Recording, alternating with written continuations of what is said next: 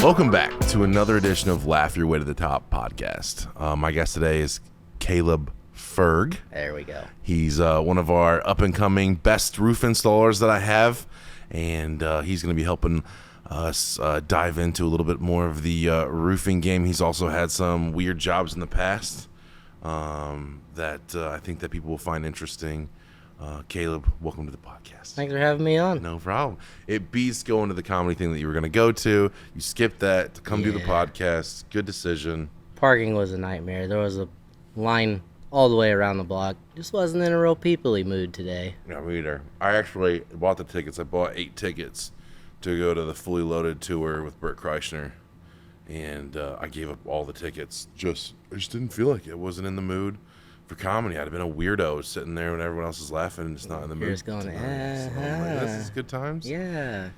But, so, Kaleb, where are you from? Winnemac, Indiana. Which is? Nowhereville. Nowhere. Nowhere. It's about 15 miles from the middle of nowhere. Mm-hmm. Graduated with less than 200 people in my high school class. Was actually... went through there for our job that we were at today. That was kind of nice. Driving Did you go through it? Yeah, we drove through Winnemac on the way to the job. So, like 2 stop signs there. yeah. Well, there's more than that. Okay. We were driving through town, and I pointed, and about 2 blocks that way, that's my mom's house. And we're like, oh, cool. But, yeah. So you, from small town, obviously the dream is to get out of the small town and go do some stuff and live some life. You were destined to probably be, if you stayed there, on the farm? Yep, on the farm. That was my first thought when I started college. So I came to Fort Wayne for college back in 2013. Graduated high school. Mom and Dad told me, you're going to get a college degree. So I found a place here that had a fast degree program that I could get done in less amount of time because they didn't take as long of breaks between semesters. Started that. Started out with an accounting degree, believe it or not. Mm-hmm. Did those classes, and they offered, it was another year and a half, so 3.5 years total, I'd have a bachelor's degree. Ended up with business management with a major in accounting in less than 4 years. Wow. Graduated a whole deal. Yep. And you took that and went where, buddy? Oh, let's see. From there, while I was in school, I got into hospitality. I started out with a catering company, local in Fort Wayne. They did a lot of weddings. They had a dedicated venue, and they catered everything on site. They did a little bit of off-site stuff, but not very much. Got behind the bar while I was there. The guy that ran the bar for the business was brainiac mixologist. Loved doing custom cocktails every weekend. It's easy to get in the lull of doing those jobs, and it sucks you in because you cash on hand every night. Mm-hmm. It's tough to get out of there. I did that for many, many years. Yeah.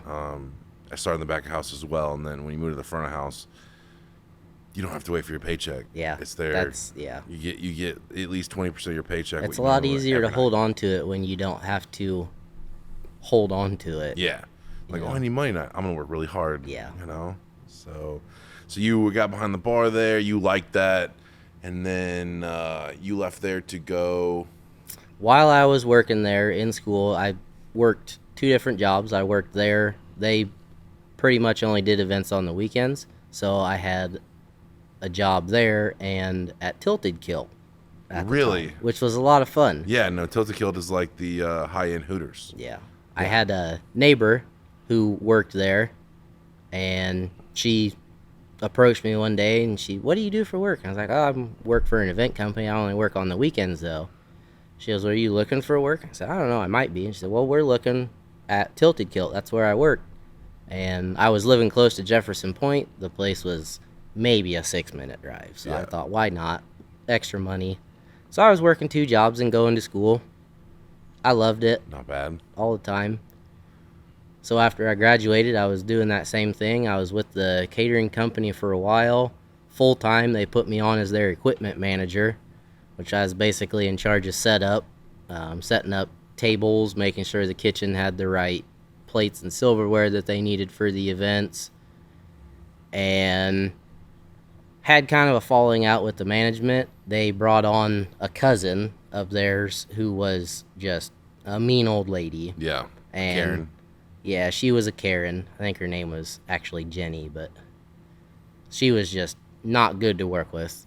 Like to blame stuff on everybody else. She had a bunch of girls that worked for her, so all the hard, heavy lifting they couldn't do because they were girls. So it was just you. So it got passed off to me, and I got tired of it and basically said, hey, I'm tired of this. Is there anything that we can do? And they said, well, we can't really let her go. So I told them that I was going to have to part ways with them. And so I went full-time at Tilted Kilt. Which is a sick job. It was. When you're young, it was it's great. a sick job. Yeah, I was young. I was 23, 24 at the time. Got to go hang out with pretty girls in short skirts all the time for work, and then a lot of them got to be friends with a few of them that always wanted to go hang out after work. Yeah. So there was always something to do. So like, then after that is when we get into like the real the manual labor, Yep. the hands-on stuff. So I had a couple odd different bartending jobs here and there around town. I found work with a place called Power Clean. They were doing open interviews. That's a hard job. It was hot, That's dirty, a hard job. hard work, a lot of manual labor, but I liked it. Was it for the local steel mills where they were doing that? They had contracts with them. Yep, they had 2 local contracts, one in Columbia City and one in Butler. Indiana. I started out at Columbia City. When I went in for the interviews, the guy that I interviewed with looked over my resume, and the first thing he said was, wow, you actually have a resume. And then he looks over it again. You have a bachelor's degree. Why are you applying for a general labor job? Correct. I said, well, I need a job. I think they were offering $19 an hour to start out. There's a reason. There was a reason. But he told me something that they hadn't advertised. They had kind of a fast track for management position available. And he said, I think with your degree, you'd be a good fit for it. So we're going to put you at Columbia City for a week to start out. And then from there, you'll go to Butler. There's an opening up there for a crew lead. So I went after Columbia City. I went to Butler, which was a drive at the time because I was living close to Jefferson Point in Fort Wayne, driving to Butler every day, which is about an hour drive. Yeah. At 4 o'clock in the morning. And they don't pay you for the drive. No, they don't. They do not pay you for the drive. Got in there. I worked. And what you did there is you were pressure washing, for lack of a better term, the insides of big units. Mm-hmm. And cleaning them up and getting all the debris out of there. The crew that I worked, they called it environmental, which was in charge of kind of the outside. They deal with environmentally hazardous waste. It's not necessarily super dangerous, but if it gets, into the soil, into the outside, like, it's bad for them. They get fined. Sure. There's stuff that they don't want it getting loose. Yeah. So they have big containers that they vacuum into for their systems. Well, those have to be washed out. So that was the main focus of what I did, was set those containers up, power wash the insides of them out, tag them as clean, set them out, and just kind of rotate them in and out. I get a lot of people interviewing here from that place. Yeah, I hear all over town. I mean, a lot of people they have gone through. Yeah. Like a lot of people. And I'm sure it's a Well, good... like you said, it's not for It might be a everybody. good business and stuff. It's just hard. It is. Hard, laborious work. Like, there's a reason that it pays so well for zero experience. There's certain crews that you don't want to be on, and there's ones that you do want to be on because they do less. I mean, it's all hard work no matter where you're at, but there are ones that are, it's a little bit easier. It's not as dangerous. Some of the worst ones, lime is a byproduct of their steel making process. Right. And I don't know if you've ever been around lime, but you don't want to get it on your skin and get it wet because it'll burn you. You ever seen Fight Club when they put the soap stuff on and the back of his Yeah, hand? yeah, It's yeah, like yeah. that. Yeah, that's what they make soap out of, actually. Yeah. So but you have to wear The whole Tyvek rubber suit, gloves, yeah. Tyvek suit, full face the whole, respirator, the whole anybody thing. that I have interviewed, they're like, it's hard. And it's hot. Hard and hot. It's hot. You do it outside. No indoor. Nice, cool breeze coming through there. Now, some of it's out. The outside jobs are the one that you want. The inside jobs are the ones bad because it's a steel foundry. So you think about how hot it is in there. That's true. A lot of it's cleaning underneath machines, cleaning around machines. The grease builds up. Sounds fun. You spray degreaser on it and then spray a power washer at it. So 1200 psi, With it just crew. goes everywhere. Everybody's getting coated. Oh yeah, they go through You retire at the end of every day. always. So you worked there for a little bit, and then About a year and a half I was there. Then foundry after that, or golf Let's club? see if I can remember. From there, I went to the aluminum foundry out in New Haven. Yeah. Which, again, hot. It was just hot. It wasn't dirty. It was just hot. Molten aluminum. I started out, everybody starts in the same place.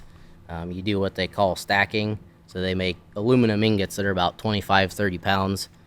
And they're roughly 700 degrees when they come off the line. So they're too hot to grab with your hands. So you use a garden spade, a little short-handled shovel that they pound flat, and you kind of use it like a spatula, pick it up, and you have to stack them 5 by 7 usually was how they stacked them. Like on a pallet, or? It's a big metal stand that they would put them on, and then they'd come up and pick it up with forklift, and you'd put 2 underneath it as kind of like a pallet for them. That takes some skill. There were guys that stood there and flipped them around like it was nothing, and then you try to do it, and the next thing you know, you've got 50 of them piled up. Yeah. And you're going, Tower of Jenga I need help. fell. I need help. Yeah. So we went there. That was tough. That was tough. I started out there stacking, and then I went to the other end of the line, right off the furnace. When it pours into the mold, there's stuff you skim off the top of the aluminum. Slag. It's got the slag off the top. That was where I went to next. And then I got a job, got kind of promoted up to a crane operator. Yeah, that's where you said that you that was the money job. That was the money job. It was gravy. I walked back and forth with a remote control and that's the money job. Filled up containers with molten aluminum. Yeah. Which the only incident I ever had was opening up a furnace. It had a cone shape that you would put in the furnace, and then you'd pull that out, poke it with a metal rod, and it just start squirting molten aluminum down the trough, down to the thing. Poked it just wrong, and it squirted up out of there, splashed across my leg. We wear, like, burn-resistant clothing, but it's still, I don't know, about 1,600 degrees. So, burned my leg a little bit, nothing serious. That was about the closest call I ever had. And then from there, I got a job on a forklift. I liked it at first, but it got really boring really fast because it was the same thing every day. Automotive parts assembly line. Take it from here, put it over there. Yep. Put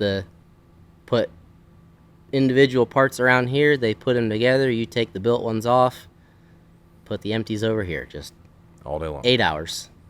All day long. It was 10 minutes from the beginning. You got good on the forklift. I did. You got good on the forklift. I was really good on the forklift. Then there you went to Country Club? Oh, I guess I missed that part. See, I told you. Country Club, I was working at the foundry and the Country Club at the same time because the foundry's shift was what they called a DuPont schedule. So you would have 7 days off at a time. Yeah, it's weird. For parts of the schedule. Yeah, but you'd work like so many days in a row as well as part of that. So, but the schedule is laid out for the year. You know your schedule for the entire year, what days you're working, what days you're not working.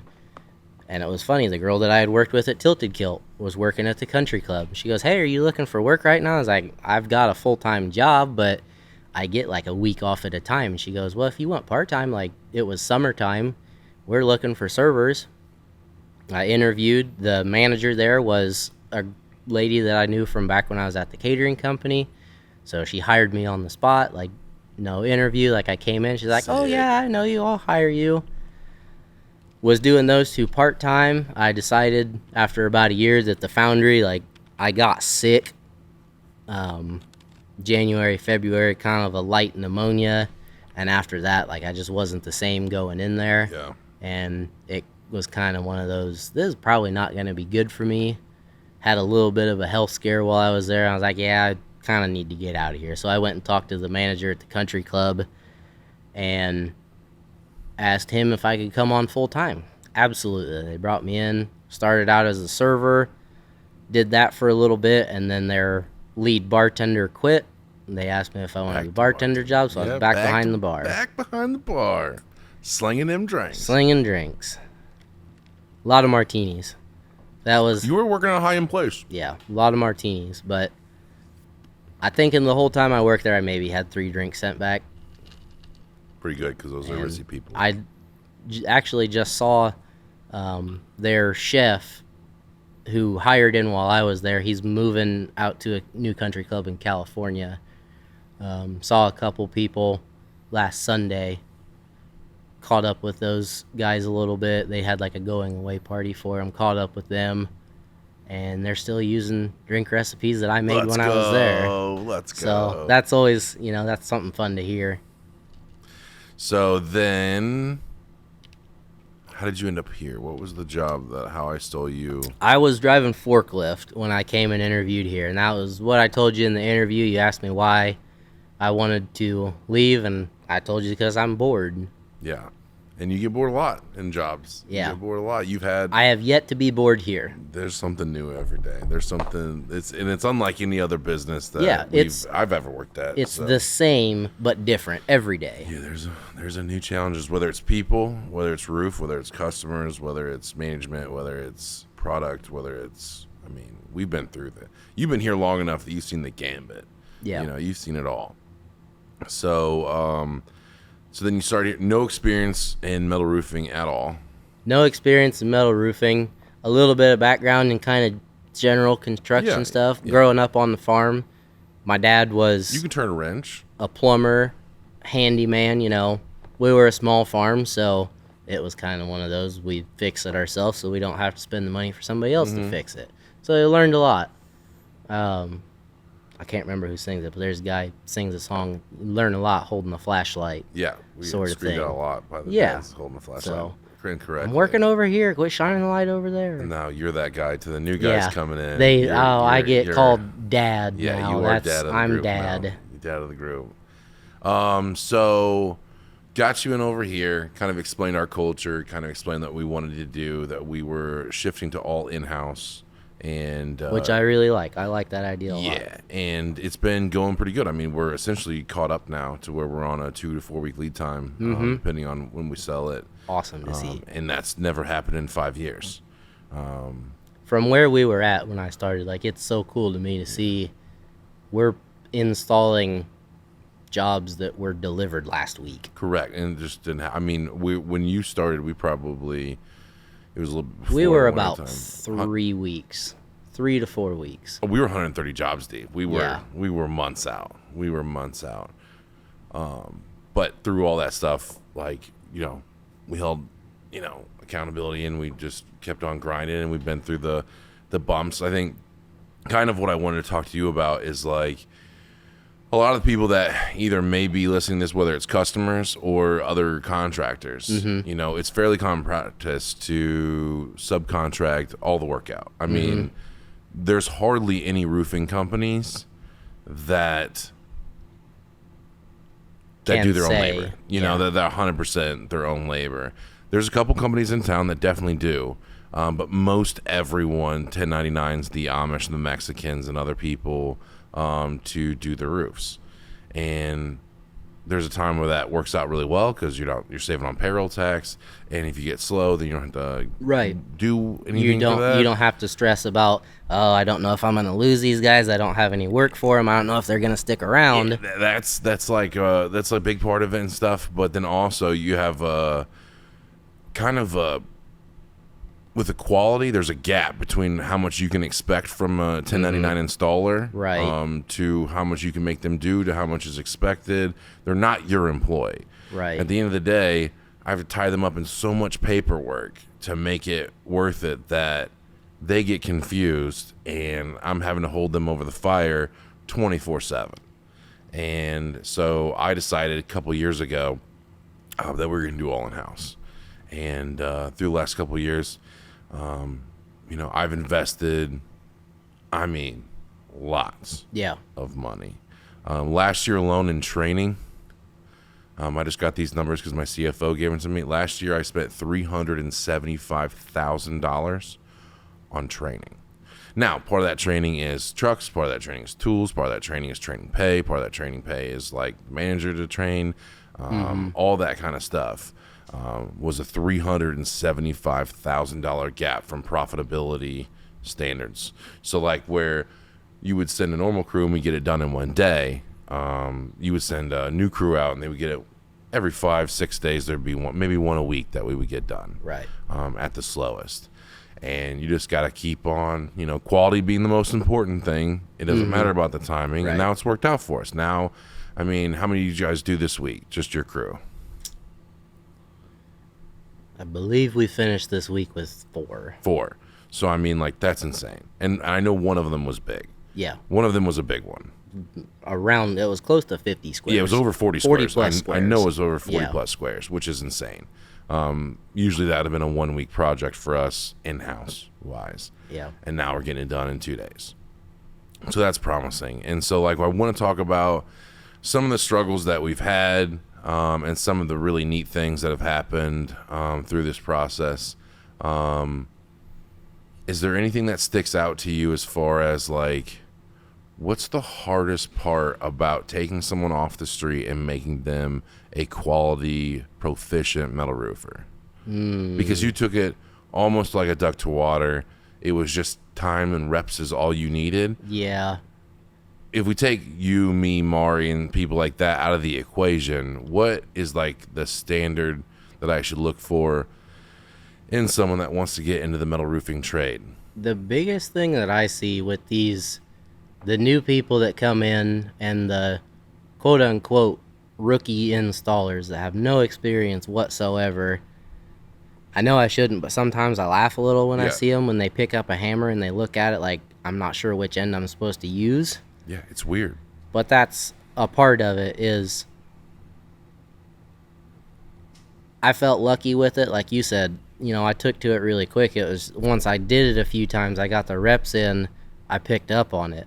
Most of these guys, they're trying to learn what a circular saw is. Right, which is weird for us because even where I lived on a golf course. But my dad was from Kentucky. He knew everything. Yeah. He knew the stuff. We built go-karts and motorcycles and weird stuff that normally people in our neighborhood wouldn't know how to do. And so when I give them a new tool and they're like, "What's this?" I don't understand. I'm like, "You don't?" Imagine the people that you've met that has never used a crowbar. Yeah. It's strange to me. It's really strange. Now, I did have a background in welding and fitting and things like that probably that helped too. But you hit someone a grinder, circular saw, and they're like, no, I get what I'm supposed to do, but how do I make it happen? How do I do it? It's insane. Perfect example of that. Earlier this week, the blade in our circular saw was dull. I knew it. I was trying to cut some bad wood out of some eaves. And I noticed it was pulling hard. It was wanting to wobble around. I was like, I know this blade's been in here for a while. It's probably dull, needs changed out. They were trying to cut wood with it, and it looked like a piece of bacon when they were done with it. It was so wavy. I told them, why don't you change the blade on it? Well, how do you do that? There's a button right here. There's an Allen wrench on the saw. It's weird. Yeah. It's strange. We laugh at it because it's things that I take for granted. We're not shaming those people, but at the same time, we're like, bro. It's so second these aren't nature. 18-year-old kids. Yeah, no. These are men. Mm-hmm. And by their own right, they made it this far. A lot of them have kids and stuff like that. A lot of them are into things that you would think would teach them how to do power tools and stuff. It's kind of funny to say, but some of the best people that we have right now and some of the people that have taken to it the quickest are the most redneck people you ever meet. I would say that's a but it's standard. Because they've had exposure to all sorts of different, there's a hole in the roof, come on Billy Bob, we gotta go fix it. They know how to get up there and do it. Figure it out. Yeah. The amount of times you're telling someone to That happens a lot when I bring a new gutter guy on too. They're like, "Hey, the face is not straight. What do you want to do?" I'm like, "Figure it out. Make it straight." Well, how do I Yeah. do that? I'm like, "You have to. You figure You it can out. watch a YouTube video. You can Yeah. do whatever. Like, come on, man. This is your 5th, 6th week here. Mm-hmm. Like, send a couple screws in there. Do something. Like, even if you fail, I've tried. I've given you the tools. Like, Yeah. just try it. Just try. And there's people that are just sit there, deer in headlights. That's what amazes me. Like, not even just in our business, but in general. The amount of people that won't even try. Yeah. Where do you think that comes from? Why don't you think that? Why were we so different? You hand me the lighter. Yeah. Why are we so different to the people that are up and coming now? The younger, let's say, 20-year-olds. I honestly don't know. I don't want to sound like that guy that says, it's in the schools, the education system's gone to hell.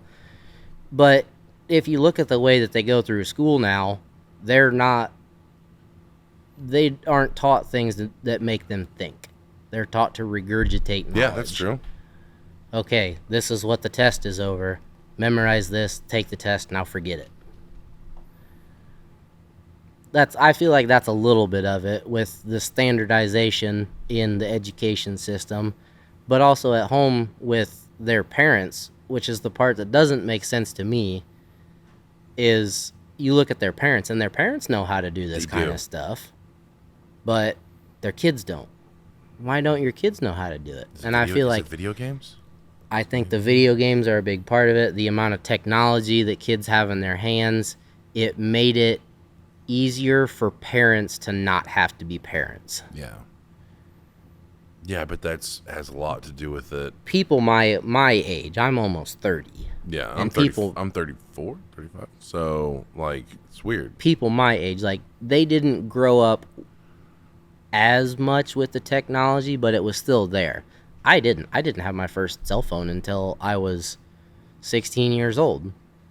And that was only because I started driving. That was the deal with all of my siblings and I. When you turn 16, you get a cell phone, just in case something happens and you need to call somebody. And this really dates how old I am, but this was back when it cost you 10 cents a text message. Yeah. I was talking with one of the younger guys about that the other day, and it no absolutely blew his mind. They have no idea.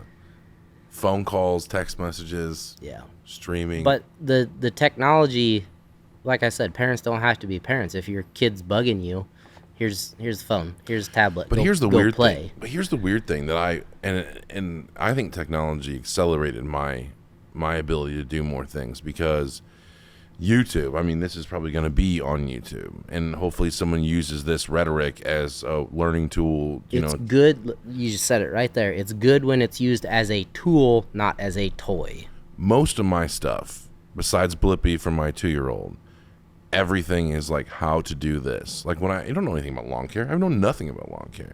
We just blacktopped, another 4,000 square feet, 5,000 square feet in the parking lot, and we destroyed a lot of the ground around it. And I want to bring back the lawn. I don't know exactly how to do it. I understand the premise: seed, water, You grass. just don't know the But exacts. there's hay, when to lay down hay, how thick the hay, when to water, When to pull how the much mesh water, out, yeah, when to when put to the mesh out, fertilize put the it. stakes down, how the birds don't get to it. There's a whole bunch of stuff. A simple 5-minute YouTube video taught me everything I need to know to go to Lowe's and go buy all the stuff and do it myself very quickly. But when I asked them to go do something, like, as a perfect example, I'm not shaming anybody or company, but it's just like a learning thing, is like, I go, we're giving away a car to get people interested in getting metal roofing estimates and window estimates. I'll talk about that some other time on a podcast. But so we take it to a lot of these shows and fairs and things like that, and we have a tent so that way we can have some sort of shade. And the tent is not high enough for the banners in the stands that hold the media and all that other stuff. They needed to go up higher. So simply, I was just like, go get some 4x4s, bucket, concrete. You see where I'm going already. Yep. And I go, just concrete some 4x4s and some buckets, and that'll give you another 2 foot, even if it's just staying there. That should be enough to get you where you need to go. I come into work the next morning after I explained exactly what to do: water, concrete, quickcrete, 4x4s, yada, yada, yada. zip ties to the thing, all that stuff, and my operations manager is doing it for him. And I'm just like, why? He goes, I've never done it before. And I was like, yeah, You have a phone in your pocket? I've never done it before. I know that it can be done. Yeah. There's instructions on the Quickcrete. There's instructions. Somebody at Lowe's probably could have told you. And if you do a simple YouTube search right now, you will find videos on how to concrete a 4x4 post in. I don't know why, but there is. And I'm just like, come on. You have that, and then on the same side of that, you have a middle-aged housewife who can go do amazing things with a bag of Quickcrete, a 5-gallon bucket, and a 4x4. Nobody showed her how to do it. Yeah. Our moms were units too. Like they could do everything. My mom wouldn't read the instructions. That was her downfall. Whenever we got something, she would never read directions. She'd just try to figure it out.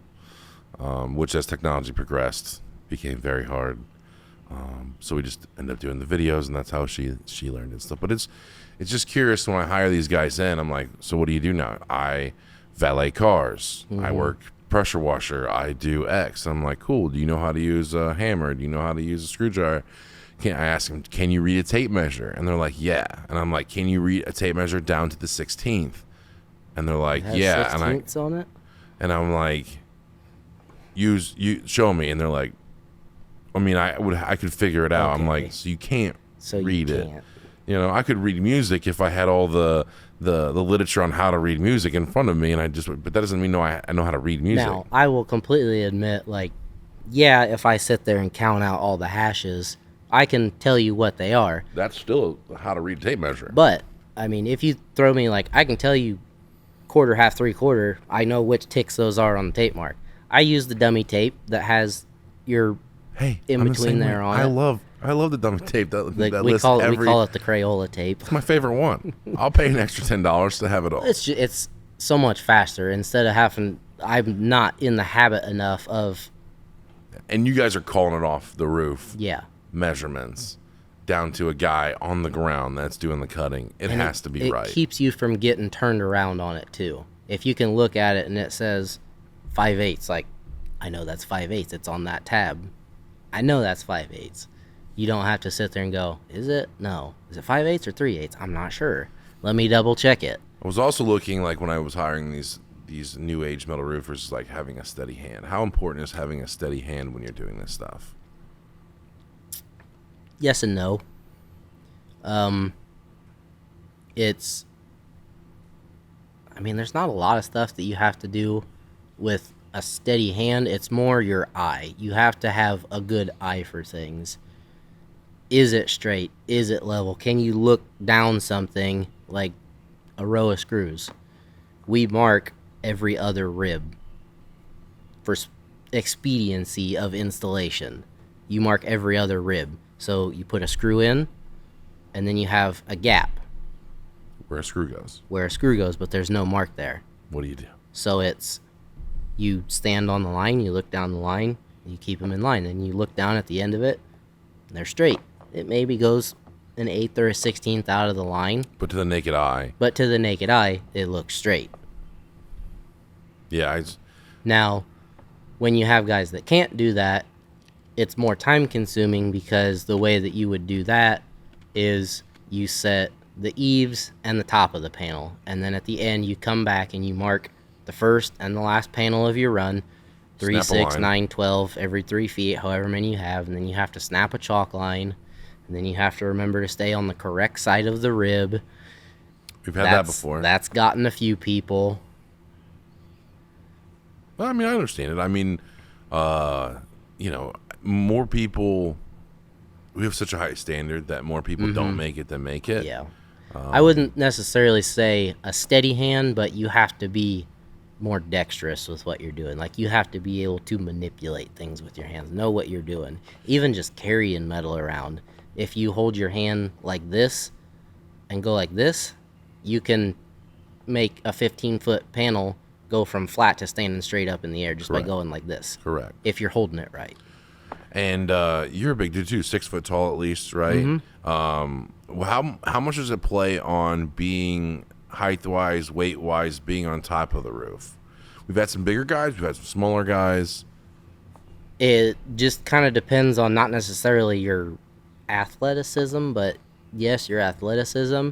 Smaller guys, smaller frame guys, like skinny, shorter guys, is what you mostly see on roof, because smaller center or lower center of gravity, smaller, you're lighter, you move quicker, you can get in tighter spots.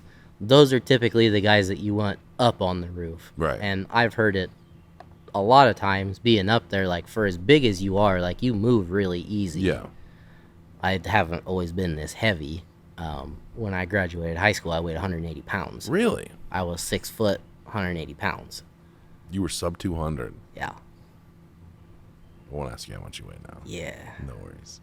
I weigh 230 now. It's okay. All right. But a lot of it, and I'm not trying to buffer myself on this, but a lot of it is muscle. Like I have put on a lot of muscle since I did then. Then I was skinny. Now I'm more muscular. Yeah. You went from scrawny to muscular. Right.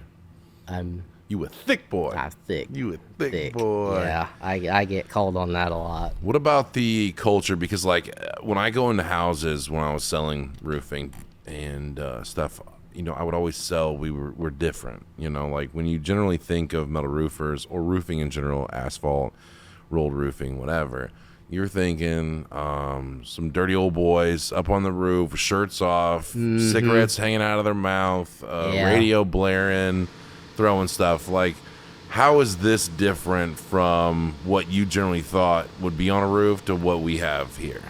It's a big thing for me. I know what you're looking for because of what the company is, the brand that we're trying to express here. We want to be not your quote-unquote typical roofer. You don't want to be the, for lack of a better term, the old crackhead up there that looks like he rolled out of a hangover and came into work, drank a tall boy on his way in to nurse his hangover to make it through the day. We're not paying anyone here a daily rate to show up. Right. And it's something like I really try to impress this on the guys that work with us, because there's a few younger guys, but a lot of them, that's kind of the downside to the, like I said, the redneck or the blue collar. Like, they don't have that professionalism. And that's something, not to brag on myself, but I feel like I bring that to the table nicely from your past, because of my background, because of my schooling. I know how to interact with people from bartending. Hospitality is a big part of it. When people ask me, like, you know, what was your biggest, because I've been to college and I've been to training seminars for sales, interpersonal communication, Dale Carnegie classes, sales, psychology stuff, all around. And people ask me, like, I was like, hospitality taught me more about how to survive in the world better than anything I've ever done. You interact with people every day. You interact with different people every day. All walks of life. And it's all quick. Different problems. And it's always quick. So it's like you don't get a chance to be like, all right, I'm going to this business meeting. I got this guy. He's no really chance into sports. for preparation. This guy, he's super redneck. I know this guy, he's super white privileged. You know, like how do I, like immediately you go to a table, you learn how to read people. You learn how to read body language, how they're sitting. Are they tapping their fingers? Are they looking around at stuff? Yeah. Everybody, if you want to, you think you might have a life in the professional world, work in a restaurant. Work in a restaurant, any at least restaurant 6 months. that's at like least 6 months. Not Burger King, McDonald's, whatever is great for how to think on your feet and how to learn the processes, but you need to be at a place where you take orders, whether it's in the back of the kitchen, whether it's behind a bar, mid to upscale dining. Yeah, even working. I mean, like even at a diner though. I mean, like some of the most profitable people that I ever worked with. I know a lady that works at Ruth Chris. Ruth Chris is one of the nicest restaurants in any town you go to, whether you're in Chicago, whether you're in Fort Wayne, New York, whatever. They have Ruth Chris's everywhere. She still works at the diner out Southwest because she absolutely kills it there. Yeah. Because she only works breakfast, which also works because Ruth Chris is only open, for dinner and stuff like that. Absolutely slays it all day long. And how long has she been working there? Forever. Yeah. She's got all the regulars. She's got all the regulars. Repeat customers. That is your money in that business. They know her dog's name. When they go in there to order Belgian waffles or whatever the hell they're getting. How's Fido? Yeah, they know about her, and she's got a lot of personality and stuff, and it's a different atmosphere than Ruth Chris. It's completely how she acts there is completely different. She's much more reserved and professional and slower and deliberate. Catering to your audience. Yeah, and if you're at a diner, it's more laid back, more relaxed. They want to hear about your personal life. They're more average, common people versus something on that end of the spectrum. They don't want to know anything about you. No. Not to stereotype people that would go in there, but at that point, you are the help. That's what, not necessarily, and I don't mean that in a negative way. Let's frame it differently. When you're going to something like a special thing, you don't go to eat dinner at Ruth Chris for no reason. Right. Right? You are not like, there. oh, I'm hungry, I'm going to eat. You're entertaining a spouse, a business meeting, you're trying to grow a friendship, you're celebrating a birthday, something like that. It's going to, if you go to breakfast, you want to eat a good meal. Yeah. You know, you're in there, you want to have a good time, eat a good meal. Possibly sleep right afterwards if you get chicken and waffles or something like that. But like when you go to Ruth Chris, it's an experience that you're paying for. Like I've always said, and this is gonna sound bad, that Ruth Chris doesn't have the best food. No. And they have great food. I agree with that. And they don't have the best food. What they have is the best service. Almost always it's better service than anywhere else in Fort Wayne. But their food is not the top thing. Like then you go to like Eddie Merlot's and stuff like that, which is probably on a national level. I'm not sure. There's a bunch of them. But then you go to Eddie Merlot's. The service is terrible. But the food is bomb. And I used to work in the kitchen, so I'm partial. But like their food is bomb, and their service is sporadic. It's very sporadic. It's very easy to make a good meal unenjoyable with bad service. It's very easy to make an average meal awesome with exceptional service. Yeah. Well, I forget the rule on that, but it's like you can make up for a bad meal with a good serving experience, but you can't make up for a good service with good food. Like or a bad service thing with good food. Like it just doesn't happen like that. Like you are the magic in those things. And I think that's really important that you have that ability to balance a whole bunch of stuff on your plate at once. They're all different times, and then you are unintended. You are right, and it's a layup, my boy, and you figure out how to do everything at once. Yeah. Instead of just going like, hey, you're a forklift driver. Multitasking. Okay, you're gonna pick this stuff up and you're gonna move it over here all day long. That takes not as much brain power. I was going to say zero, but like not as much brain power as it would be to remember 5 tables orders all at different times, whether you're getting drinks, whether you're getting that kind of stuff, and then be able to have those people be like, that was an enjoyable experience that you gave me in that half an hour, 45-minute time frame. It's so important. And I've literally done that. I've made friends doing that. I've made relationships, business stuff, all through serving tables and doing that kind of stuff when I was younger. I never was a bartender. Not one time. I don't know why.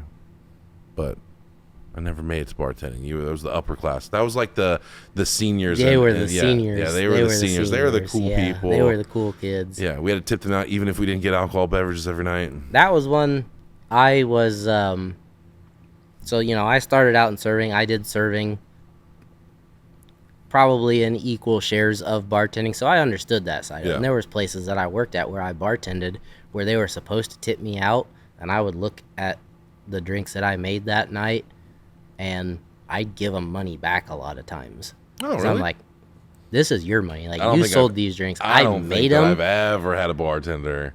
That was why. See, it was a give and take.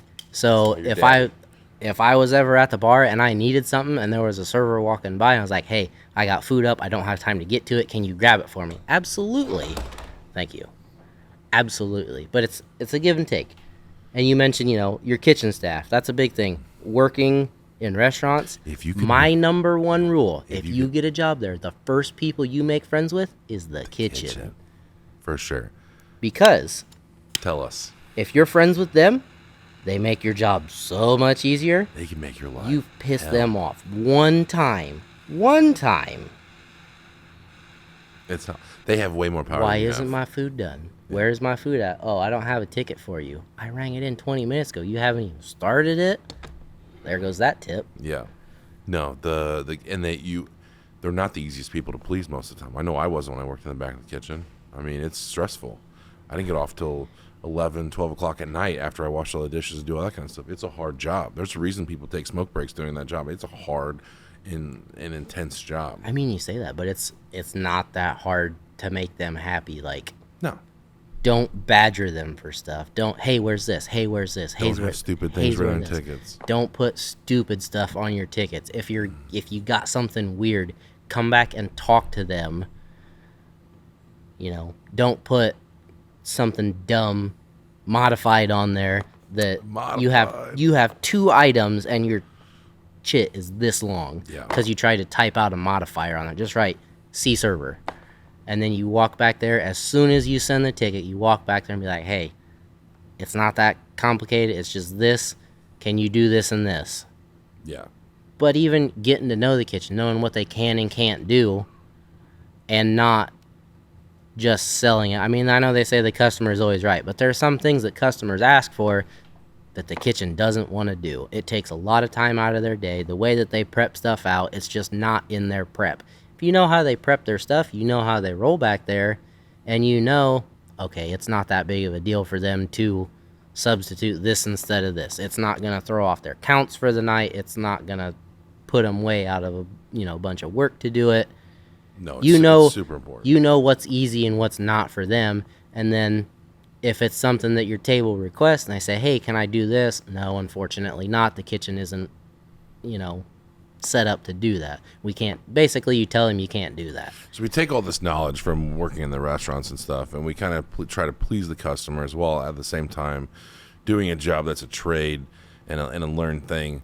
The advantages to having in-house staff are numerous. I mean, I can think of a couple of them off the top of my head, but like they really don't stop. And I didn't think that when I started this there'd be that much of a difference. I knew the things that I wanted to accomplish when I started it, but I didn't know that how amazing it would be to someone that can converse with the customer on a real-time basis. Because let's be honest, the supervisor's not there all the time. No, it's just not there all the time. So you can't be. You have to field certain things. And when we had subcontractors, they would be like, hey, why are you doing this? And it'd be like, yo tango, no Espanol. And you're like, dang it. Or if you have the Amish, then it's because where we're at, we have a lot of Amish. And they're like, no, this is how it's good. This is how I would do it on my house. Be like, no, that's not correct. Well, that's not what I want, though. Yeah, that's not. No, I'm going to do it this way no matter what you want because this is what's good. I know we've had issues in the past, and it's really been huge because we can solve problems in real world time. I mean, like, well, we don't have to go through a thing. Compromise. Then they send a service sheet, and then we have to go do a service, and blah blah blah. And that job does that. Job holds me up because we cut a board at the weird 90, and they didn't like that. And there's interpretation that goes along with that too. For example, service calls. Customer call says, hey, this is what's wrong with it. Sometimes you can tell just from what they've called in and said it was. They say, hey, this looks weird. Mm-hmm. Sometimes you can explain to them. You don't always get a chance to talk to them when the job is done. Say, hey, if you see this, it's going to kind of stand out a little bit to you, but this is why it is. And they'll go, oh, okay. Problem solved right then and there. If you don't have that option and they call and they talk to you about it and you explain to them why it is the way it is, then they say it goes one of two ways. They either go, okay, that makes sense, or if they don't like your explanation, they'll say, can we do it a different way? Yes, I could. You might sacrifice a little bit of the functionality. There's a higher chance. There's a higher chance that it would leak if I do it that way. That's why we did it this way. And usually that's when you get that I'm not, it doesn't look the best, but I understand why you did it that way, so I'm satisfied with it. So we solve real world problems in real world time. I mean, because like you have issues that come up during a job site, and then we can solve those issues pretty quickly because we have social skills. Mm-hmm. Two, it's like there's salespeople that sell this product, and they're limited on how much their knowledge is. You guys are on there every day getting, you're already laughing. Uh-huh. They're getting up there. They're not getting up there 15, 20 feet every day and then solving those problems in real time. They put on the sheet, do this, do that. This is the way they want it, blah, blah, blah. And you guys are like, huh? What? Can you think of an issue where, maybe our staff has put something on there that you're like, it cannot be done, it shouldn't be done, or how would you want me to do this? That kind of stuff. I can never think of an instance where we came to a customer and said, this cannot be done. Now, there have been a lot of times where you come to them and say, hey, I have some questions. It says on your work order, you've asked for this. I'm not 100% sure what you're looking for. Can you explain it to me? And they tell you what they talked to the salesperson about and what the salesperson told them that we could do. And you go, yes, I can do it, but it's going to take me a minute. And that's when you have to kind of stand there and scratch your chin and turn your head sideways and look at it. Yeah. But by and large, we can get it done. Like I said, never can I think of an instance where we could not do what they wanted done. I like to think of the weird stuff because we've done roofs on things that normally don't get roofs. Yeah. Like wishing wells in the front yard. We've done dog houses. We've done different kinds of, smaller sheds. Chicken coop. Chicken coops. I've done a chicken coop before. Like that kind of weird stuff that maybe even wasn't in the contract as measured stuff. And then we have to because we don't have pieces to make a wishing well part make sense.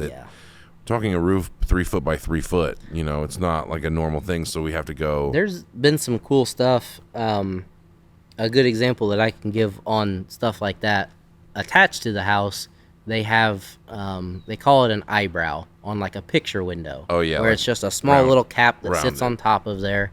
Should we look at an eyebrow dormer? Sure. Was this a rounded one? Rounded eyebrows. We're gonna get links to Sephora and stuff. I am. So this is the greatest. Obviously we've never done one quite as intense. Never done one as intense as that, but similar. Turrets. Turrets is a great McCroskey. one.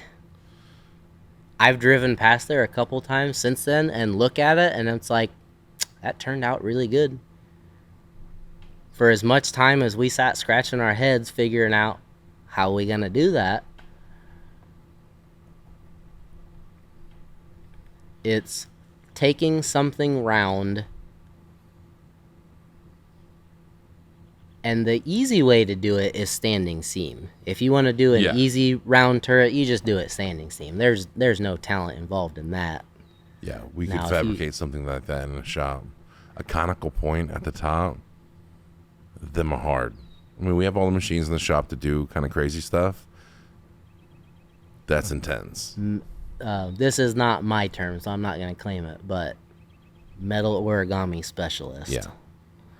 I'm trying to think of the other weird stuff. What's on top of the roof? It's not it's like a box on top of the roof. It's a cupola? Cupola. Cupola. Google will sort me out there. Cupola. Mm-hmm. Doing those. I haven't done one of those before. We've done a couple. I haven't had one on any of our houses. And in that, it's not just a straight up easy thing to do. Dormers, chimney crickets. We have to figure all that stuff out. They become more and more intense, especially if they want it to match. Mm-hmm. That's a lot of thinking has to go into that to make that work. So that's some of the harder stuff that you deal with, making perfect hips. Those, you say there's a lot of thinking that goes into it. Having done a few of them now, I see that and I know exactly how to do it. Mm-hmm. What are some things that you see that are issues with people that don't usually do metal roofing or not accustomed to metal roofing? What are some stuff that we get into a project and it becomes way bigger? I already got one. So tear-offs are a big part of it. Tear-offs are just hard, dirty work. No way about it. They're like, there's no two ways about it. You spend all day with a shovel scraping shingles off a roof. You don't, yeah. So like you have certain stuff like this where I think the biggest one that I've seen was 5 layers. we've done a 7 before. We've done a 7-layer tear off, I'm glad I wasn't there. which is insane. So like as you look at this, there's a top layer and then a middle layer, then a bottom layer on this one. And the Code is you can have 2 total layers. That's code. It's code in all the Midwest. It's code pretty much everywhere. And then it gets more and more stringent as you go across. I mean, but the more and more layers you have, I mean, that is insane. I mean, we've done one like that. It's insane. So what you're looking at here is like 3 or 4 layers of shingles on top. They just keep laying them on. Every time they do another 10 years, they lay another layer of shingles. And then you have a layer of cedar shake right there in the middle. And then another 1 or 2 layers of shingles, and then maybe another layer of shake or something else that's wood. It's not good. And we have to tear all that stuff out. When we go do a house, you have a layer of shingles. We'll go over your existing layer. If you got good wood and you got good OSB and it's your roof straight, and all, we'll go over 1 layer for sure. It's code, but if it's more than that, we have to tear it off every single time. And then you start tearing it off, and it's like, oh, you have 3 layers. You know, probably the hardest one that we deal with is when you have metal roofing on the top. And we tear off those. I've not ran into one of those yet where we were tearing off old metal roofing. Only do probably 5 a year. That's like this metal roof, old metal roof. Then it's like cedar shake, or maybe shingles and cedar shake, and then it's usually like slat boards. And like, I don't know if slat boards are going to be the correct terminology. Yeah, slat board. Okay, when you have this, it makes everything super hard because we can't find all the time, and this is pretty common on old houses, more common than you'd think. If you live in a cookie cutter house in a neighborhood, you don't have this. Yeah, don't even worry about this. Turn off the next 2 minutes of this. This doesn't apply to you. But if you live in an older house with someone that was a handyman or something, and you got a garage after the fact, this is most likely what you're looking at. Yep. Now, is it code? Yeah. Yes. It's code. Does it work well for metal roofing? No. No, it doesn't, because we have to put screws in at certain intervals. How are we going to know when we lay down our underlayment and then we go over with our stuff where those gaps where in the boards gaps are? Technically, it's code. I think there can be a couple inches or an inch and a half or something like that between boards, and it's still code. Most of the times, if it looks like that, almost every single time, we got to do boards. But if by coincidence that gap in the board runs straight across the roof and it's right in line with the row of screws that you're trying to put in, it could be done. It could be done like that. It makes a real nightmare. I'm saying it would miss. It misses the board and it hits the gap, so you have a screw that goes through a piece of metal and a shingle. That's not going to hold down. We just trained a new class of people. I did a roof for free in underserved area of Fort Wayne, and they had this. Those boards weren't just lumber. You know what I'm talking about? They had old furniture pieces, like where they disassembled a curio cabinet and they disassembled a footboard, headrest, things like that, and they used to fill in all the pieces. It wasn't a Sears and Roebuck kit. No, like that's lumber. Yeah. Like that's lumber. It was done wood correctly for that, you know? I don't know if they're going to have one, but there was literally parts of furniture that you could honestly see varnished. I mean, stained and coated with years of varnish on there. And it was an absolute nightmare. Because, again, we're dealing with tensile strengths of screws. Like, there's soft screws. There's, when you send one in and it doesn't hold, that has to come out. We got to figure out how to make it seat well. Because the pull-out strengths are not going to be the same. Oh. If it just sends it through and there's no resistance, that's not good. Then again, if you have a piece of varnished old cabinet that was made out of, I don't know, cherry or, something super hard, it's gonna sit in or there. something, super hard, like it's going to be super hard to get that screw in there. Yeah. Like, that's going to get weird. There, about a month ago, we had an old house it was an old farmhouse in Bourbon, Indiana. Old farmhouse. Good Bourbon, Indiana. Bourbon, Indiana. I'm pretty sure it was slatboard. I don't know 100%. I never really looked at the underneath of it because we didn't have to tear off. But it was hard wood. Hard. And we talked to the homeowner about it, kind of standing around on break. He came out, asked us how things were going. I said, it's going pretty good, but it's hard driving screws. And he goes, yeah, it's all hardwood lumber up there. He said it's either hickory or oak is all the lumber that was used to build this house. And when I say it was hard to put in screws, it sounded like a jackhammer. You went through some batteries that day. Yeah. Normally, I can run all day on a fully charged battery and have 2 bars left. I went through 3 batteries that day. That's another good thing we talk about. How much do tools make a difference in what you do? Because this is something that I'm honestly curious to do because we buy the absolute top-notch, at least most expensive to my knowledge. Red Kingdom, baby. You know? And so like, how much does that affect how you do stuff? Because I'm on a bunch of groups, Facebook groups, and they go through like Ryobi, they go DeWalt, they go Milwaukee, they go like, there's a whole bunch of stuff. Tale as like, old as time. It's Ford, Chevy, Case, John Deere. Yeah. How much of that is actually true to how much is like, does that make a difference? To now, there's less credence to it. The Milwaukee tools, in my opinion, are still better purpose built for what we do. Like for your shout out Milwaukee if you want to sponsor us. We're right here. I look good in red. They're more purpose built for contractors, skilled workers. That's term like skilled workers. They still not hobbyists. Like for the general DIY or hobbyist, if you buy Milwaukee tools, they're gonna do everything you want them to do and then some. It's like the difference between buying a Ford Fiesta and a Ford Mustang. Yeah, I try to tell people like, one's a want, one's a get. Like you can do a C-Class Mercedes, you can do a Ford Fiesta. Generally, they do the same things. They'll get you from A to B. So, I don't know, probably 20 years ago, DeWalt was the end-all be-all. Yeah. Like, DeWalt made good, solid, sturdy tools. They've kind of, I'm not trying to say that they lessened the quality of what they make. They still make good tools, but they're not as durable or powerful as what they used to be.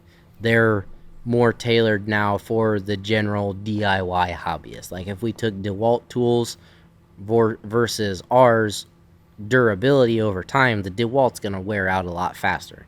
It's not as torquey, if you get what I'm saying. No, I think that's but that's the thing that I give to Milwaukee is the way that they make their tools, they're still purpose for the skilled trades. They're making tools for plumbers, pipe fitters, construction. They're just more powerful. Okay. I wonder. I think that people would generally want to know when they're starting their roofing company off, or they're going to start their crews or whatever. Like, what would you rather buy? I mean, Ryobi is a more affordable brand, and then there's Harbor Freight stuff too. They'll all get the job done.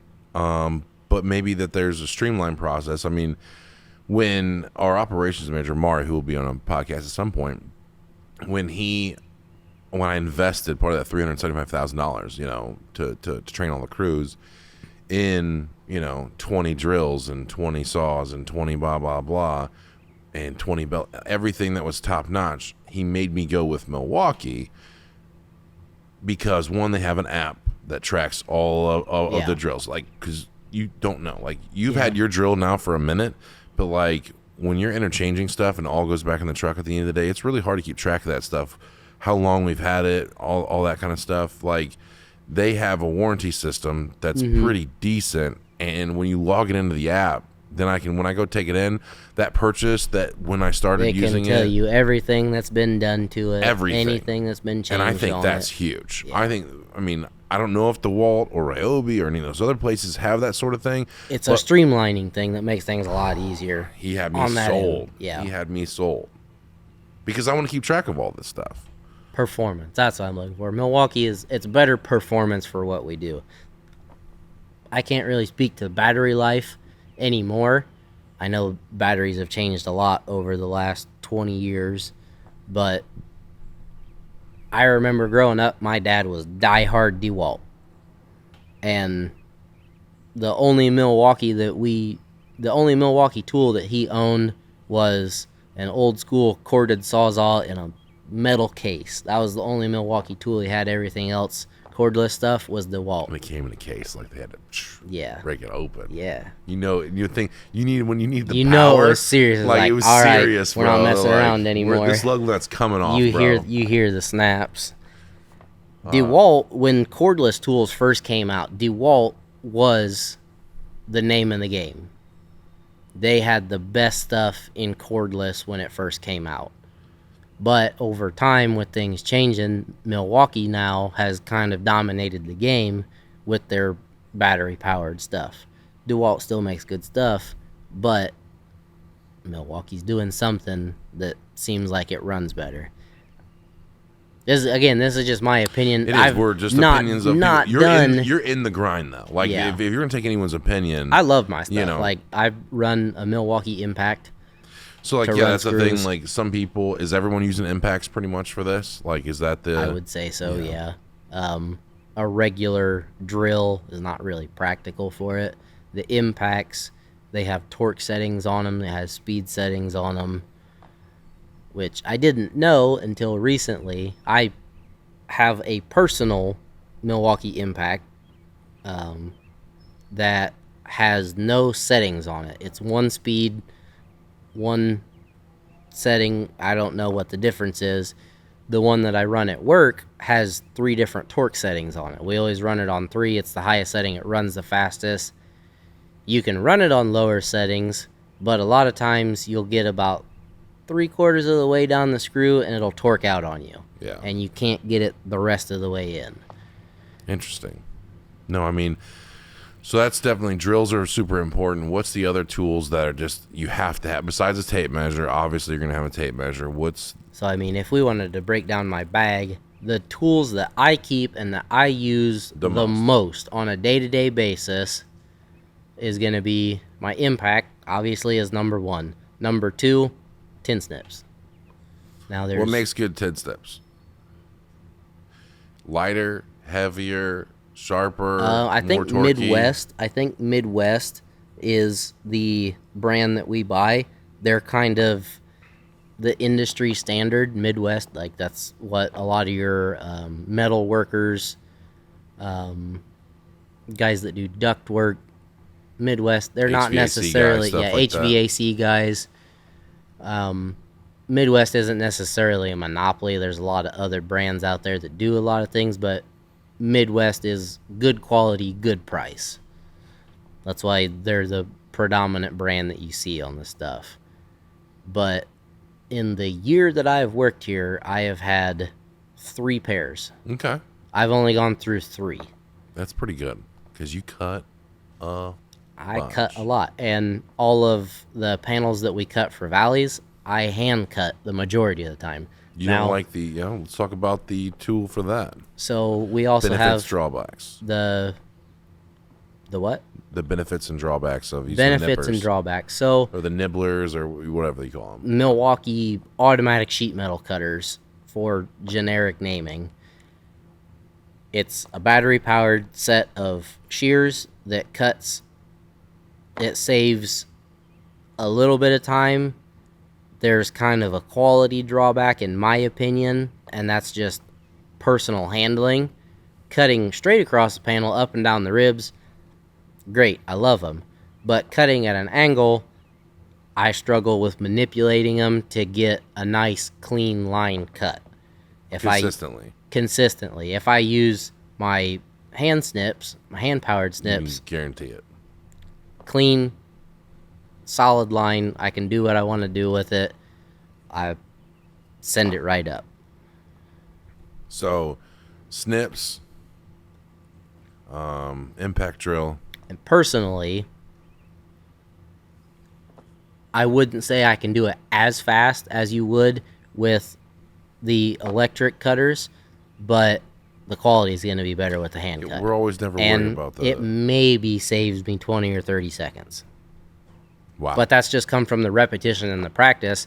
I know how to turn as you go over a rib. You tilt it one way, you can cut, and you can feel it as you squeeze your hand. If you have to force wants it, to go the it's other not way, in the yeah. right spot. If you can just squeeze your hand, it cuts clean through and it goes right across. I like using the shears even when we get parts hung up in the machines here, because it's so hard to get over the ribs in a straight line. It's so hard. Yeah, in a straight line. The people that are doing that consistently and good without deforming the metal and doing all that kind of stuff, you guys are the real deal. Like, I've seen it done. There's plenty of TikToks over there. If you look at using the nibblers and the shears and stuff like that that are automatic, like, you're the real deal, because that is a hard thing to master. Like, it's a hard thing to go from doing it and taking, a minute or two to shear them, or 20 seconds maybe to go, we're done. So I don't even like to use it in the shop. And I've got all different kinds of brands. I have the Harbor Freight one, because I think they were like the first ones I saw. And then I got I think I have Milwaukee now and things like that. And it's still super, super hard. So, and then the harness that you guys wear, the tool belt and stuff, like, talk about the tool why belt, like just my regular kit. your kit, like the tool belt stuff is so important, because Okay, so I guess we got. Sorry, I get back in front of my mic. We got on a little tangent there. Like, my tools, running through my bag: drill number 1, tin snips number 2, tin snip, shears, metal cutters, whatever you want to call them. I've always called them tin snips. That's what I've known them as. Number 3, pencil. Yeah. Over the tape You're measure. right. Use pencil more than I use tape measure. Tape measure number 4, flathead screwdriver. Really? Oddly enough. Why? Use it all the time. Why? A lot of times in prep work on the roof, you go up there, you've got vent caps, you've got random things that you need to pry. If I had just like a little pry bar, that'd be nice, but I don't have just a 6-inch long flat-ended pry bar that works as a pry bar. I got yelled at a lot in shop class in middle and high school for using flat-headed screwdrivers as pry bars. Yeah. Didn't ruin a lot. I've been using the same screwdriver He for ruined a lot. allegedly. He ruined a lot. But flathead screwdriver, you wouldn't think of it, but it comes in handy. I use it if I'm got an intricate cut, where sometimes we'll have panels where you cut a panel and a piece of flashing and you have to slot them together. You put it in that slot, kind of turn it, you can slide it right together. Whereas if you don't have anything to open it up and get those tabs the way you want them, it's a lot harder to manipulate and you fight it. Whereas if you slide that in there, you can just right in. Tools of the trade. That's one of the things that I find it comes in most handy for. Square, carpenter square, very useful. I use that a lot with our flashing, closing off our pieces. I won't get into too much detail because that's a little bit of our trade secret. Yeah. But, back to the metal origami. What else? Your tool belt. Then my tool belt. Like, what's? I mean, yeah, I've seen. I only have at home like the ones that go around your waist and stuff. I don't know. I think the brand of mine is Bucket Boss. I have the only tool belt like mine. I always know mine from everybody else's. I think a lot of the other guys have the Masterworks, which is Menard's brand name, and they like them. They like the setup on them. I like the setup on mine. I started out on a leather, I think they call it a carpenter's tool belt, which is what most of ours are. They're the carpenter's tool belt. Mine I like better because it has, on the right hand side, I have a pocket set up my snips, my screwdriver. I have a cat claw in there, which I hardly ever use. It's just one of those things that when you need it, you need it. When you don't, you make do. Or if you need it and don't have it, you can make do with a hammer. But it's used for, when you get a small nail that you can't get underneath, you can get it pried out of there. Hardly ever use that. Utility knife, that's probably higher up on the list, along with, pencil and tape measure right in there. Goes a lot with the prep work again. Cutting shingle. I actually have 2 utility knives in my belt. I have one that's a fixed single piece with a hook blade in it. It's great for cutting shingle. If I have to when you have to make the edging. Yeah, if I have to do edging on stuff, I'll use it in taking off boots around pipes. I'm a little more methodical when I do that. I try not to disturb the shingle around it too much so I don't have something ends up sticking up, poking through. A lot of the guys just grab them and start ripping stuff off, which you run the risk of...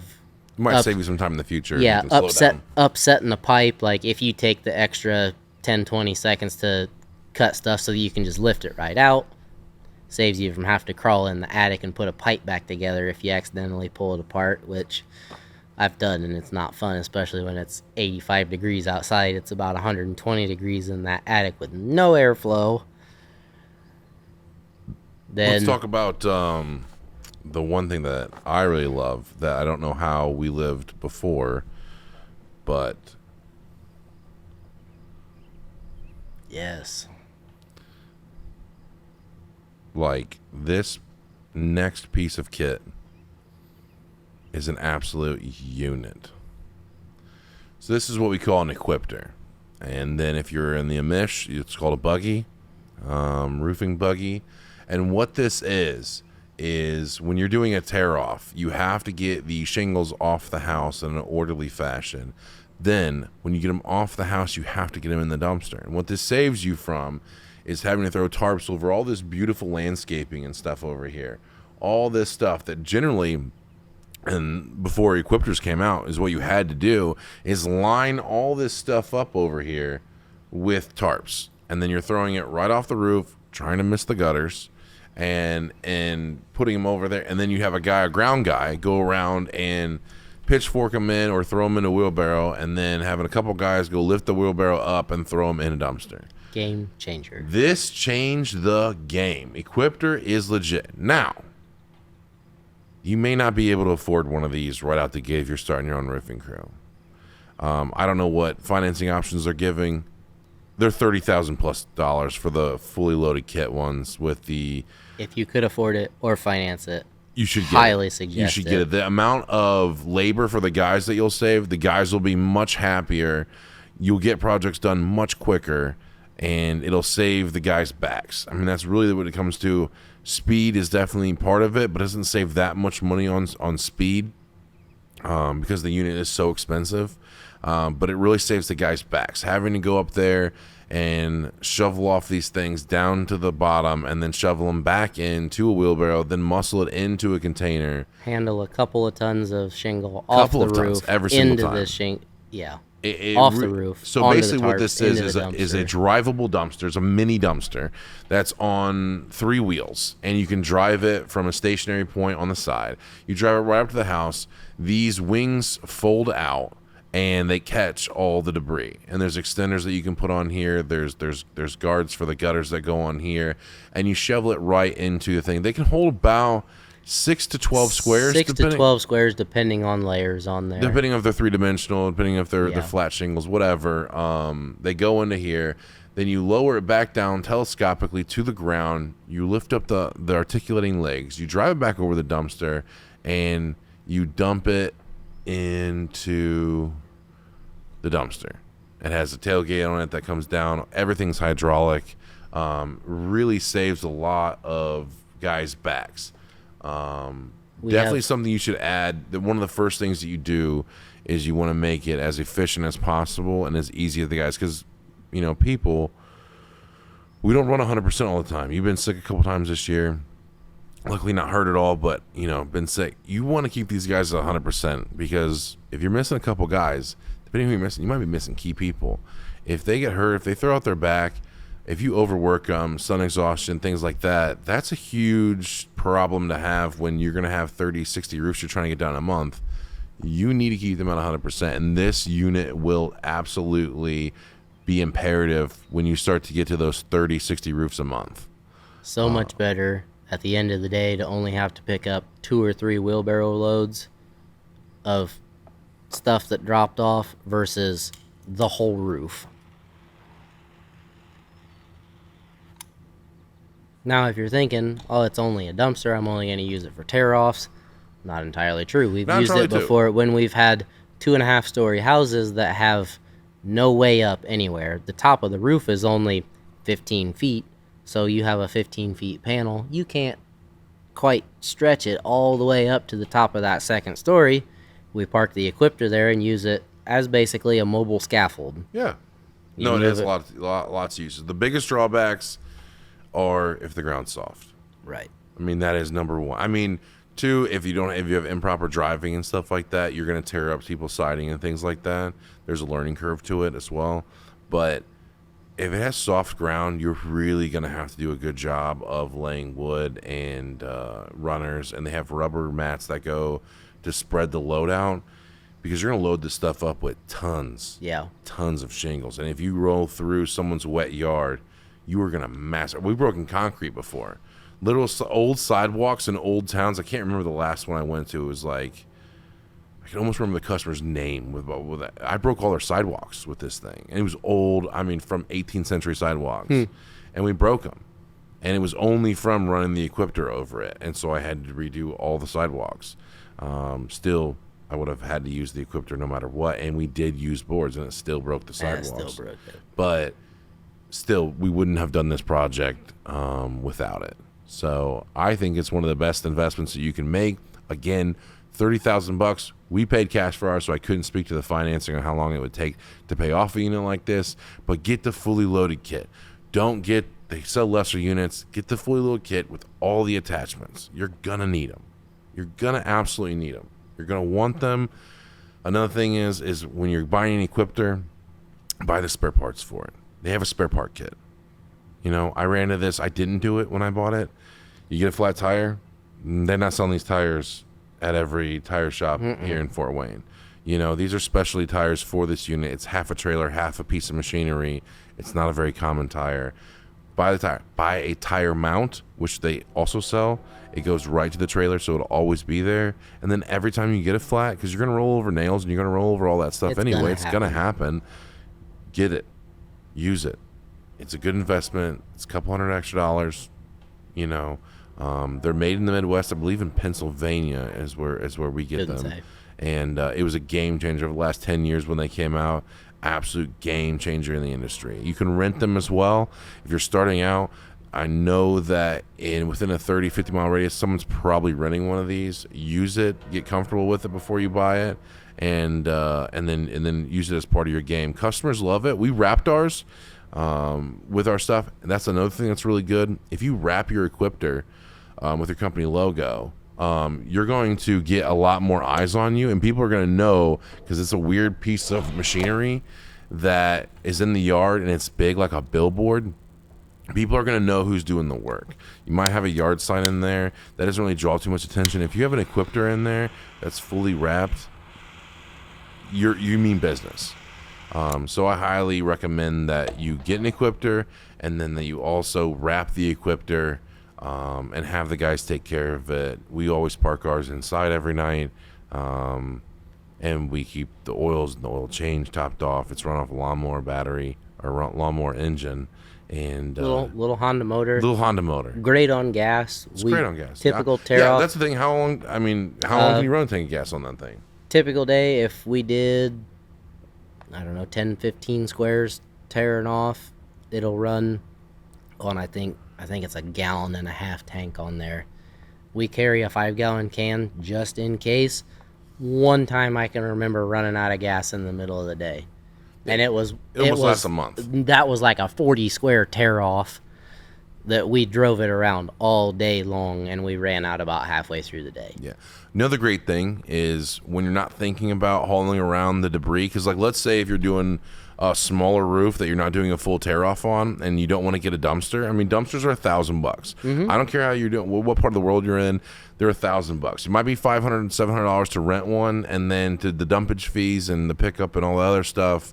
That's going to be $1,000. If you want to save the homeowner money, and you got 6 squares to tear off, you put it in Dump there. it in the equipter. You put it in the equipter, and then the heavy doors that go on top keep everything in there. So when you're flying down the highway, you don't have to worry about any of that stuff flying out and hitting, Never going to cars, seen anything fly out of do it any of that before. kind of stuff. It's great for that. And then I like to talk about, I run my metal roofing company a little different. I have box trucks. Yes. I use box trucks for all my crews, whether it's gutters, whether it's roofing, windows. I use box trucks. And the reason why is when I started this, one, my window guy already had a box truck, and I thought that was a good piece of kit. And then I was like, it looks more professional. It's a rolling billboard down the thing. Again, I wrap the entire thing. And it keeps everything self-contained. So whatever you run into, you're keeping in there. I was always worried about, because like whenever you buy these ladders and everything, they have ropes, they have things that can get weathered and stuff, and to keep it out of the weather is huge. Belts, tools, stuff like that. That if it gets thrown in the back of a pickup truck, it's getting wet. You know, there's nothing worse than Baking putting in the on sun. baking in the sun is a big thing too. Batteries, all that stuff getting wet when you're getting rained on and stuff. Place to get out of the sun or out of the rain or whatever. Box trucks seem to be the way to go for me, because I don't have to worry about any of that stuff, the ladders and the tools, any of that stuff getting messed up on the way to and from job sites. It's so much easier to keep track of your stuff too. Yeah, I mean, Speaking from somebody on the crew, like, it all goes back in the truck at the end of the day. So at the start of the day, you're not going, okay, need to make sure we have this, need to make sure we have it's this. self-contained. We've done it a few times when the box trucks have been down. We have the pack out boxes that you keep all the tools Such a in. pain. Such a pain, Such a because you pain. got to go through your box, make sure you got all the tools in it, make sure you got this. Can't stop and Okay. eat anywhere and leave everything in the back of the open pickup truck. Do I have extra nails? Do I have extra underlayment? Do I have Yeah. extra furring strips? Do I have, a couple extra accessory pieces? Do I have extra boots? Do I have extra caulk? Do I have extra screws? All of that you can put in the box truck. The way that the box truck is set up right now, I don't know how clean it is right now. No, I mean they get dirty. I mean, but at the same time, like there's racking for everything. Yeah, as far it's there's a custom racking, setup right there's now. a racking for harnesses with all Yeah. your tool belts and stuff like that. There's racking for ladders. We have a microwave in the box trucks, cooler. We upgraded to the air fryer now. Oh, we have an air fryer. Yeah. Of course you do. Generator. Yeah. I mean that's huge. When you need power, you need air, you need something. It's All there. that stuff is there, and you don't have to worry about it getting nicked. Like you have somebody picking it up off the back Yeah. while you're at McDonald's eating inside. I think box trucks are the way to go if you own a roofing company. If you obviously don't have the, nowadays a brand new one of these 16-foot is going to be around $90,000. Box truck or enclosed trailer. Enclosed trailer would be the way to go. The guys also like the box trucks with the lift gates because you can also work on the back of them, almost like a workshop table. Where you're cutting a piece of wood and you want to be off the ground. You don't want to set up the sawhorses. I was like, man, I'm going to really show that I'm not handy at all. Then you can just cut the piece off the back of the box truck, put it to the level that you feel comfortable working on, and then cut all the wood and stuff that you need from there. All the time. All the time. Do it all the time. All the time. Set your lunch on there. Set the coolers Yeah. on there. You don't have to get all the way up in the truck. That's the other thing, being able to pack the cooler in there with us. You talk about a Yeti cooler full massive of ice Yeti and cooler. water We can, for 5 to 8 guys. yeah, Like it's heavy. yeah. No, I think that's they're almost dry moving box trucks, but we outfitted ours for roofing. I think that you should get it. All of them look like that. I have 2 crew cab ones, which are even harder to find, but really The lift gate also makes it easy if you've got a lot of trash at the end of the day, rather than... This is what the crew cab looks like. And you can fit very comfortably 6 people in there, very comfortably. I wouldn't say very comfortably. Well, I mean, if they're all your size, maybe not very comfortably, but... You can fit 6 people in there. You can fit 6 people in there. 5 comfortably, would you say? 5 comfortably. 5 comfortably. 6 as long as people, Caleb gets the front seat. Yeah, 6 people, you got to pretend like you like each other. Yeah. Huge. And then also, I've switched it to Ford, because I have mostly Ford. I have 27 vehicles right now, and 21 of them are Fords. Honestly, I prefer the Isuzu. Do you prefer I did not know that. No one's ever told me they preferred it. Why? Because we have a 550 box truck with a 14 or 16 foot. The biggest thing is the box. Yeah, the box is smaller. The cab on them, it's a little more comfortable riding up there, but 6 people in the 550 in the Ford, not great. 5 people in there, 3 people in the back seat of the Ford, not great. 3 people in the back of the Isuzu. Yeah, it's a full You bench. still have more elbow room. Since it's more hollow. It's like it doesn't have all the creature comforts. Since it's the cab over has. with the engine in the middle, the guy sitting in the middle has to sit with his feet up on the motor, but it's not uncomfortable to ride there. You've still got plenty of room. You can stretch out. Yeah. So I this is the way we do it. It doesn't have to be done this way. I know that most roofers probably have pickup trucks, but I want to challenge the game to, if you guys have questions or comments about me using box trucks versus pickup trucks, I'd love to hear them. Plus, like you said, mobile billboard. Mobile billboard. That's the biggest part. You cannot miss. You cannot miss it. Ginormous billboard going down the road on the highway. And the customers always know when you're there. We take up most of the driveway every single time. So, and again, since all of our products are delivered, most of all of our products are always delivered beforehand. Right. That we do delivery truck, I can get away with using a box truck. If you have a pickup truck, I can see if you're going to pick up materials at a local lumber yard or you're doing whatever, that probably is the way to go. But since we produce all of our own metal in-house and we deliver our own metal, when they show up, they only need their kits to be able to start working. But even there, every day, that box truck right now is set up. We carry 3 sheets of OSB and approximately 10, at least 12-foot 1x4 furring strips, along with probably 2 extra rolls of underlaminate, an extra roll of ice and water. 1 box of every color of screws fits in there, and there's still tons of room left over. All of our tools are in a tool cabinet. You know, it keeps things organized. You know where stuff's at. We have extra blades for our saws, extra bits for our drivers when they wear out, extra everything. It's anything that you could possibly think of. It keeps you on site as much as possible. I like that. I didn't know all that stuff. I didn't think that you would like the Isuzus over the... I do. I like the 4-door Isuzu better than I think the biggest part of it is the size of the box. It's way bigger. It's the dimensions of it I like better. The way that it's set up now, I don't know if you've seen it in the past couple of weeks, but we rearranged it a little bit. So it has a box across the front. The toolbox is on the left side, then there's kind of like a bookshelf behind it. So it's 3 shelves, and that's got extra boots, extra caulk, and then the bottom of it's kind of a miscellaneous fasteners, leftover screws, nails, stuff like that we keep in there. So when I'm talking about all this stuff, we're beginning to wrap up, but what would you say if someone was thinking about changing their life and getting an actual trade? Because we've talked about we've had different jobs, both of us. We find ourselves in metal roofing at this point in juncture. If someone's on the fence of going, I don't know if I can do all that, what would you say to the people out there that are on the fence about applying to be a metal roofer and learning that trade?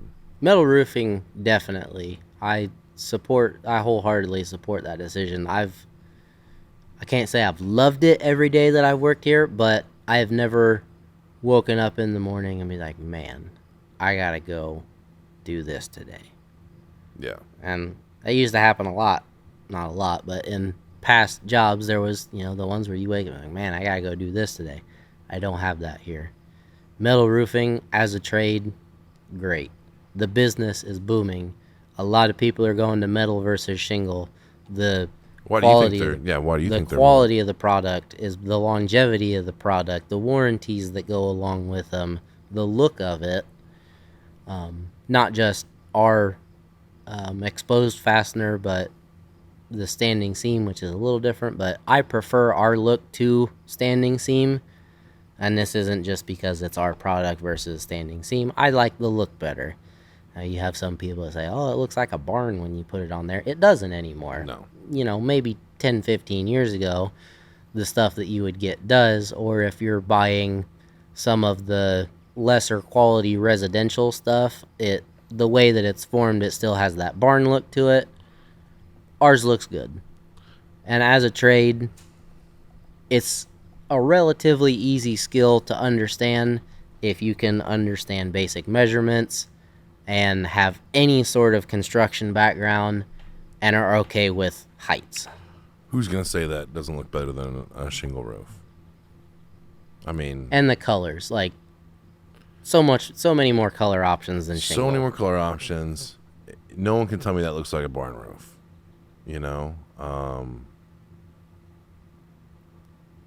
Or you can go on our website and you can look at all of our testimonial. These are real people. This is our factory. We make it. We'll get into like that when we have more factory guys on. These are great because you can see like where we've taken houses and what condition they've been in to like being able to show what it looks like after. I think these are huge. When people go, I don't know if I'd like the look of metal. Man, come on our website and use these and find out if, the I way was looking if any of these were ones what that we're doing I'd is been for on. those guys who are not are just listening to us. There's a slider on our website that is you can see the shingle look and the metal look after we get done, and it just always looks better. There's not a time where it doesn't look better. It's just a really clean look. It is. And then at the bottom of our newest thing is we have this Project Map It thing, and you can see all the metal roofs. I mean, we've done almost 2,000. It amazes me how many neighborhoods you drive into and you see, okay, there's no metal roofs. You install one, and then over the next few months, hey, that house up the street, hey, that house over there, like within the same neighborhood, people see it in person on a house, and they go, that looks really good. I'd like to do the same thing. Yeah. If you're on the fence about a metal roof in your area and you live in our 2-hour radius around Fort Wayne, go to our website. Look at where you are. If you're in, I don't know, let's just pick a random place out. If you're in Hartford City over here, you can go into your thing and you can choose one of these and you can see where we've done the project. And a lot of these will have media that goes along with it. So you can actually see the house, it being done with the metal roof. You can go visit these projects if you'd like. We don't give away any of our customer information, but at the same time, you can see all of the media. If you want to see stuff that's just a certain color, you can change these filters so you can see exactly what it should look like on your house. There's plenty of different options on here. You can, a lot of these are not going to have, but you can see what it's going to look like on your house. We're everywhere. Everywhere. If we zoom out, there is an endless amount of jobs that we've done. Endless. And I'm really proud of the area that we service. We're not going anywhere. We're not a mom and pop. We're not working out the back of our pickup trucks. This is here to stay. And if you want service, if you want longevity and all that other good stuff, then I ask you to just give us a try. You can find us on our website, perfectsealsolutions.com. You can fill out a form there, and we'll come out and give you a free estimate, and we'll send one of our quality staff there. We've had Zach Ryan in the previous episodes. You might even get him.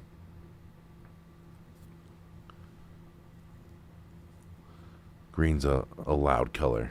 I don't hate it, but All right, so you've asked me a lot of questions. I got one question for you. It's always been good. Last one was last night we did one, and the guy asked me a killer question. What is your favorite color of roofing that we sell?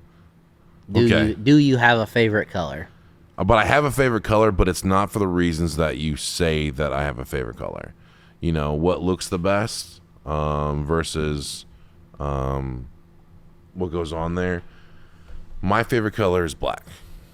And the reason it is most of our customers choose black. I would say that it's about 40% choose black, another 30% choose a burnished slate color. Slate. And then it goes on from there, charcoal, not burnished slate, but burgundy. And then on, dark brown, and then we get into the blues, the reds, the greens, all that kind of stuff. When I do the ordering here, I'm ordering $250,000 worth of steel at a time. Mm-hmm. It's so much easier to order an entire truckload of black and just being able to use up black than being off. I mean, we have 15 or 17 different colors. If I have to order a truckload, it would be like $2 or $3 million of metal at one time. If I have all black, it's very easy just to keep black in stock the way it sits right now. So my favorite color being said, like I can stock black. Black's going to be there. Black's all the special parts are all in stock all the time. The guys don't have to use any of these machines most of the time to make a black order. It's already ready. I've got 2 shelves that only house the black in here, and they're full all the time because we do so much black.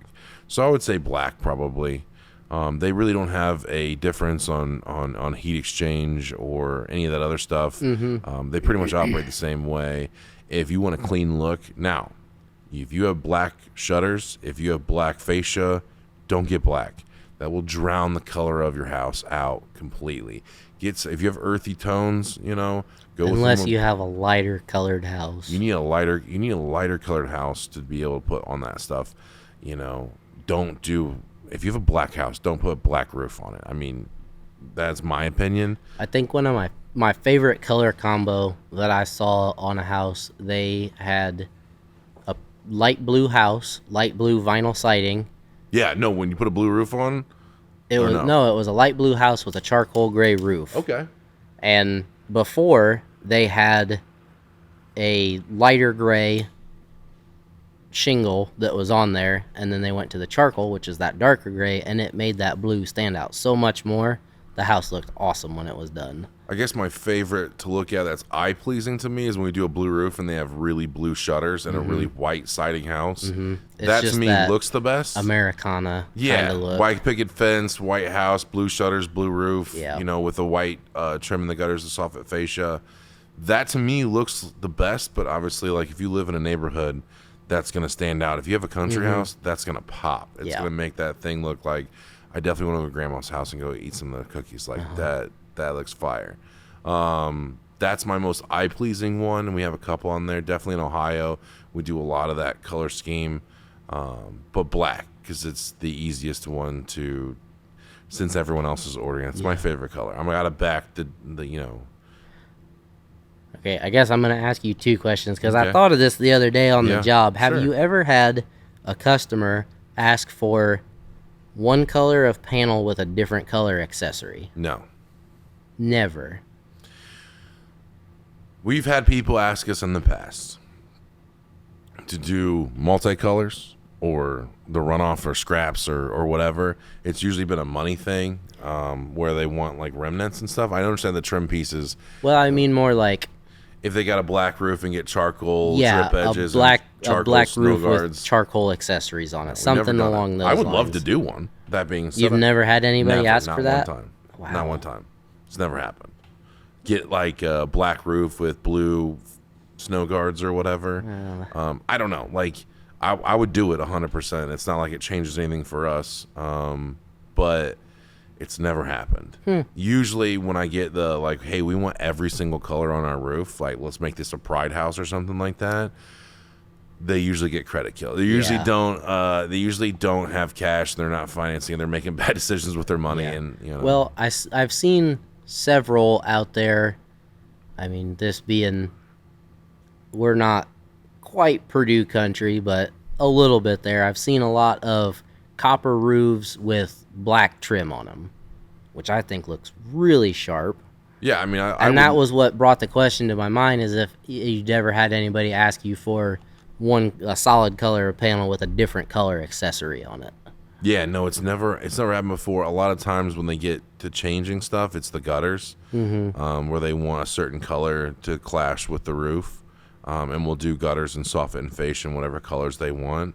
But that's usually the only trim That's parts. the highlight. That's the highlight. The separation between the siding and the roof. That's the only part that ever changes. That's pretty common. I mean, that being said, we've never done green gutters or anything like that. But black and I do taupes really and like the black gutters, like versus a traditional white gutter. people are going that way. I like black gutters. I'm not sure I'm so on much, that train. It looks so much cleaner to me. It's different. I think it's kind of, for me, they don't stand out. The white gutters, they stand out against any color. You put black gutters on it, you kind of don't notice them unless you're looking for them. Yeah, no, I mean, I get it. We'll put it on there all day.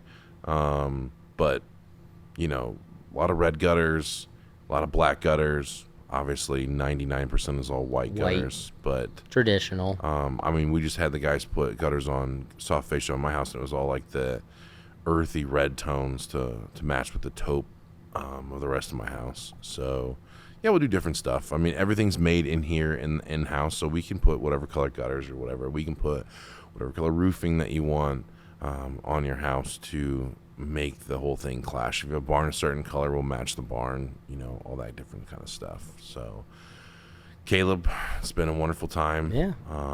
If you guys have any questions with installing and stuff, we can get further in. I'm going to have Mari, who's the roofing install manager, on at some point, and we'll talk about, we'll maybe get in deeper to some issues and common practices that we do that other people don't do, some of the quality inspections, things like that. If you guys want to see anything in particular on how to do certain stuff, or how we flash, or how we caulk, or, you know, the screws and anything like that, whatever platform you're seeing this on, whether it's Twitter, Facebook, or Instagram, YouTube, Spotify, any of those things, reach out to us, find a way to get to me, ask me a question. We'll put it on the next podcast. So thanks, Kaleb, and this has been another Thank you. episode of Laugh Your Way to the Top.